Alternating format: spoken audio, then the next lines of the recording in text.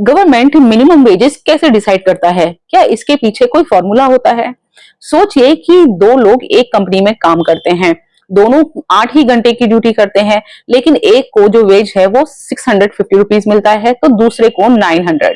तब पहला वाला वर्कर जो है वो गुस्सा होकर कहता है कि ये तो डिस्क्रिमिनेशन है।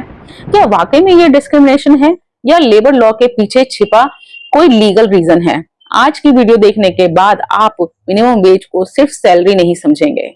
तो बिना देरी किए चलिए बढ़ते हैं हम आगे।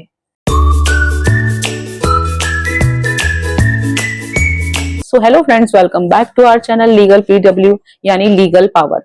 मैं हूं एडवोकेट संध्या गुप्ता।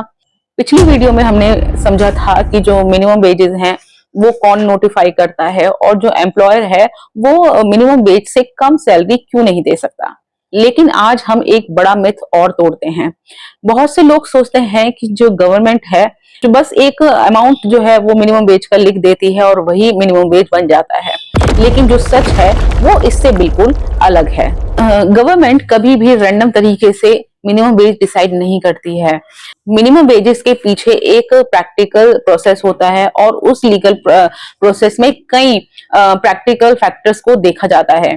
यानी ये सिर्फ एक नंबर का गेम नहीं है, बल्कि जो वर्कर है उसकी रियलिटी को समझने का प्रोसेस होता है। हर वर्कर का मिनिमम वेज जो है वो एक जैसा नहीं होता है। अब सवाल है कि जो गवर्नमेंट है सबसे पहले क्या देखती है?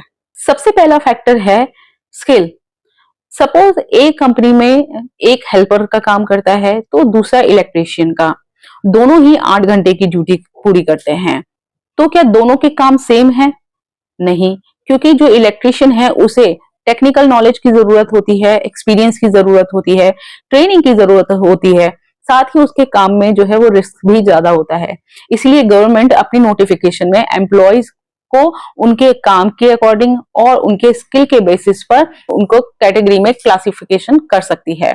जनरली आपको कैटेगरी देखने को मिलती हैं, स्किल्ड होती हैं, सेमी स्किल्ड होती हैं और कई नोटिफिकेशंस में हाईली स्किल्ड भी।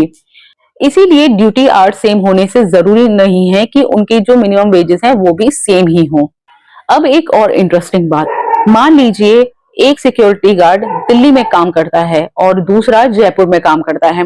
दोनों की ड्यूटी आवर्स भी सेम है, मतलब वर्किंग आवर्स भी उनके सेम है, दोनों की यूनिफॉर्म भी सेम है और दोनों का जो वर्क है वो भी सेम है, लेकिन जो उनका मिनिमम वेजेस है वो दोनों का अलग अलग है।